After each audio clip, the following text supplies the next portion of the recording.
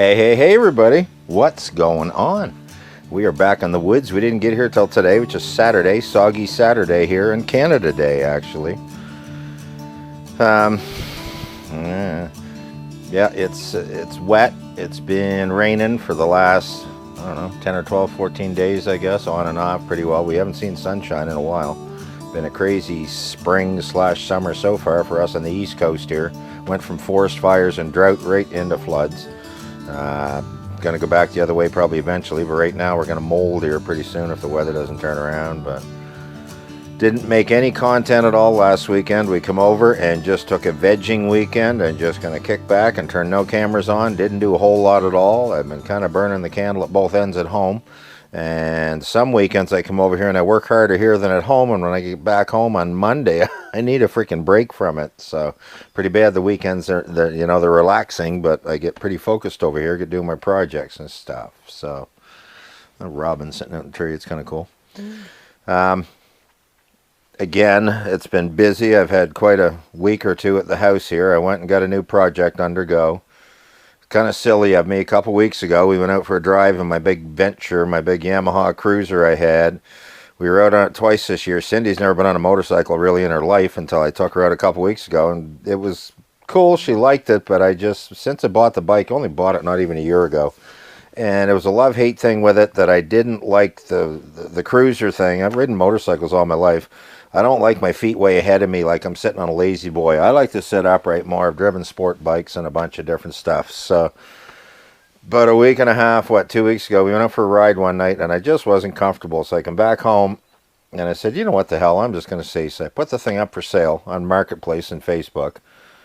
Boom, guy, I put an ad on there. I said, you know what? I said, for sale or possible trade for Goldwing or similar, big old sport cruiser, right? Big Honda Goldwing. Sure enough, a guy messages me, I think the next day, and says he has a Goldwing that he had owned for 17 years. But he was honest, he had no kilometers on it for a wing. It's got 47,000 K and it's a 2003. But he was honest, he said it sat outside uncovered for about the last 10 or 12 years, so it looks bad.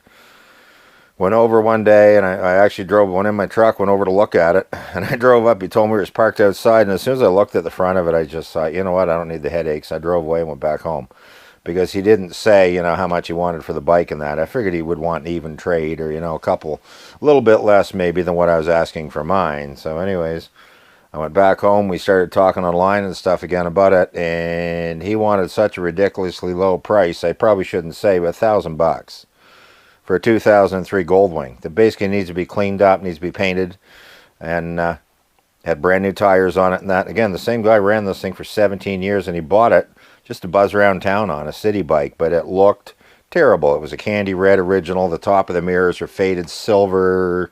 It was just weathered and rusted looking and everything else. But for the money, I figured, what the heck, right? So I did the deal. As soon as I did it, the bike was starting hard. It would get hot, wouldn't want to roll over. Come to find out the starter was bad on it.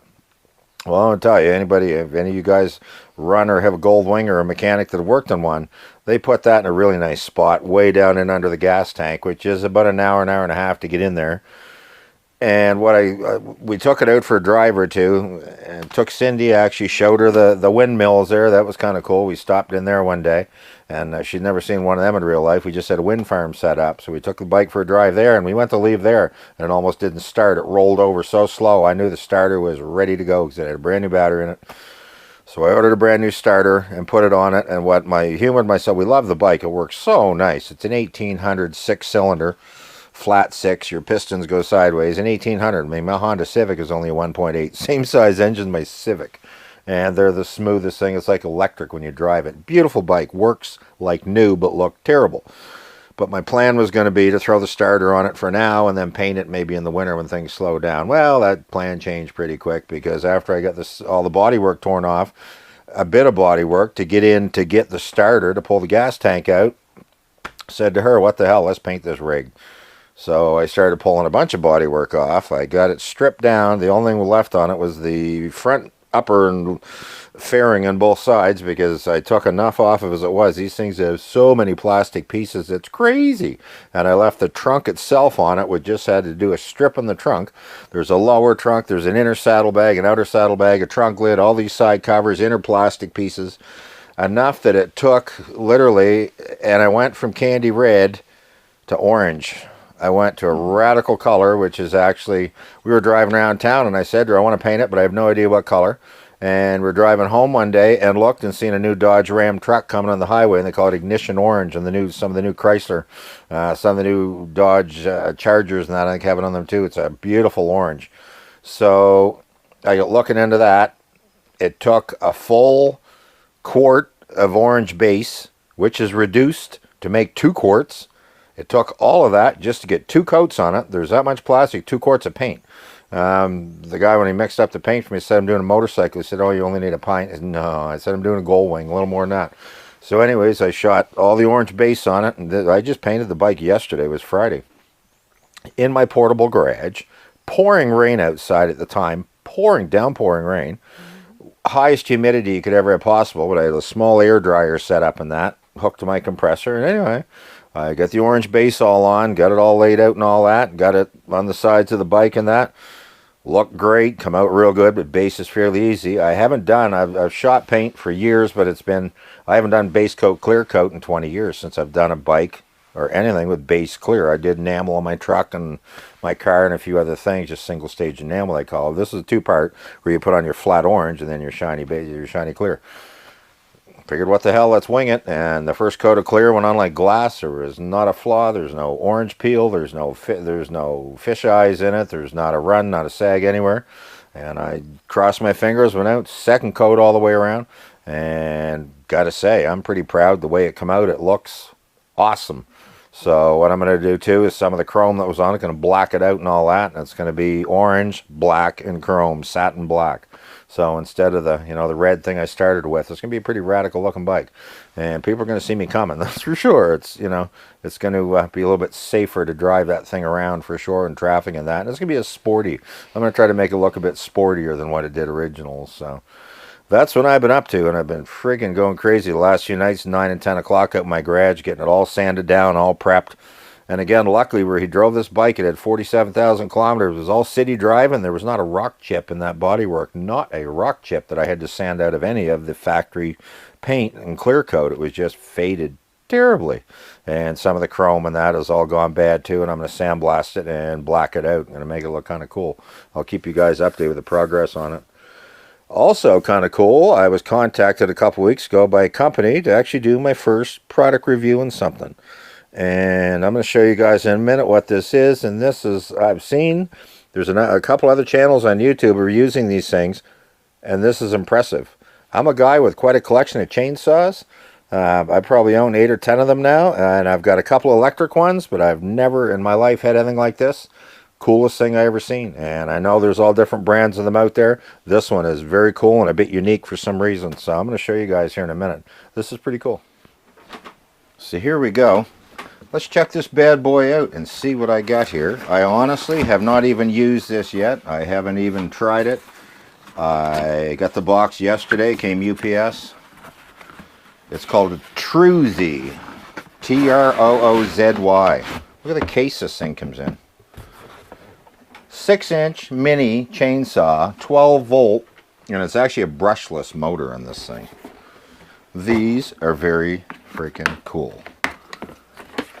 And you guys wait to see this. The kit that this comes with. Your little manual and all that. Comes with a nice little pair of cotton work gloves. They'd be good for Cindy. A paintbrush. Apparently, I guess to, clean everything up. Look at this. A little mini file. Chainsaw file. 2 battery packs. Okay. And look at this thing. How neat is this? A 6-inch bar on it. This isn't a chain brake, but it's a guard. And this, I would say, from doing small engine most of my life, was what they call quarter pitch chain. So and they come with a spare chain. So if there's an issue with chains or anything, chains could be obtained for this. A small bar wrench for it. It's got the bar scabbard, you would call it on there. The little sleeve to protect it, right? And 2 battery packs this thing comes with. Now the reviews I've already watched on it, and it even comes with a dual charger, look at this, say that the battery life is remarkable on these things, I guess, for what they are. So this is going to be a wonderful, wonderful little machine for cutting alders. Any kind of demo renovation kind of work a person wants to do. Well, look at that. It's even got a dual charger. You can charge both of these at once. Plug them in. Alders. Trimming alders along the road out here. This thing will be awesome for that. Trimming alders. Thank you so much, Truzy, you know, for setting me up with one of these. Because I would know I'll be able to use this. Double battery packs. These are, I believe, a 3,000 milliamp hour battery I'd read on these. Lithium. Yeah, 3 amp hour. Lithium ion batteries. So this, again, this comes with a charger, 2 batteries, the saw, your little hardware kit here with it, an actual pair of safety glasses, because safety first, right? But what a machine to have ATV, side-by-side, truck, or just around the home. Look at this. And it's even got variable speed. You can go slow. You want to just cut slow along. That's impressive. That is impressive. What a unit. That is so cool. There's a little safety here for your trigger. But it's so nice that it's got a variable speed throttle, so you don't have to run it wide open all the time. The only thing they don't have is an automatic oiler like a normal chainsaw, so you have to manually oil it a bit, and they give you a little oil bottle. But if you keep the RPM lower also, it's going to use less oil that way. And that chain is, I'm going to tell you, there's a square top cutter, and these things are just like a razor. Again, I've already seen videos in these tested. These work phenomenal. I can't wait to do a test for you guys. It's not going to be today, it's going to be my next video. We're actually going to take this thing outside, and we're going to cut some alders, we're going to trim a few things maybe, and we're going to see how good this Truzy works. But it's kind of neat that this company contacted me again to support their products, and I haven't even tried it yet, but from what I've seen, these are quite a little machine. I'm going to put a link in the description, and you can go, and they're actually selling them on Amazon, and it's a really good value. It's only around $100, not even much more than that, I don't think. And we're just new getting this all set up with these guys. So comes with everything you basically need, and even a spare chain. So, but if a person kept this thing out of nails and stuff like that, go for quite a while. Even demolition work, like in a house, and cut a couple little 2x4s out. How much better could it be? The cordless chainsaws, I've been out for years, I know that, but they're going to cost you a whole lot more money than this. Most of them come with 1 battery pack, and they're not nearly as compact as this. You could basically put this thing in a backpack and take it with you somewhere. Hiking, camping, fire, you know, firewood, anything like that. Multi-purpose little tools. So definitely looking forward to trying this thing out and seeing what it actually works like. These even have battery indicators. Look at that on the front of the batteries. You press that button and it's got a battery indicator, so that's showing fully charged. And shows this one. They're fully charged. Look at that. That's even more remarkable. This thing came with 2 fully charged batteries. Is that even possible? I guess. You know? And they're lithium, so it's kind of funny. I've got a pack of stuff at home I bought a while back, a duffel bag of a bunch of Ryobi stuff, and I thought it was a great deal. It's like 3 cordless drills, a skill saw, a chainsaw, a bunch of stuff, a flashlight and a little radio and all that. And I got it for a real good deal, I thought, online used. And then I priced battery packs for it. You can get this whole set for less than 1 battery pack it cost me for that Ryobi. So put it that way. Crazy to think of. Quite a value. Check them out. Truzy. T-R-O-O-Z-Y. And I think it's going to be a doozy. Anyways, that's all this video is going to be. Short and sweet from Cynthia and I. Just kind of a little bit of a rant. What's been going on lately. And I want to show the new product I'm going to promote. Tomorrow, hopefully, it's not going to be monsoon season like it is today. The brook is like, we go surfing on the brook. It's crazy here right now. But it is Canada Day, so we're going to kick back and enjoy the rest of the day here. And again, if it's dry enough tomorrow, I want to go out along the road. There's alders everywhere. And what a nicer little machine to cut a few alders off than this. So we're going to give her a try. So come back and check out the next video. Well, from Cynthia and I guess for now, if nothing else, just live simply, remain grateful, and we'll talk to you very soon.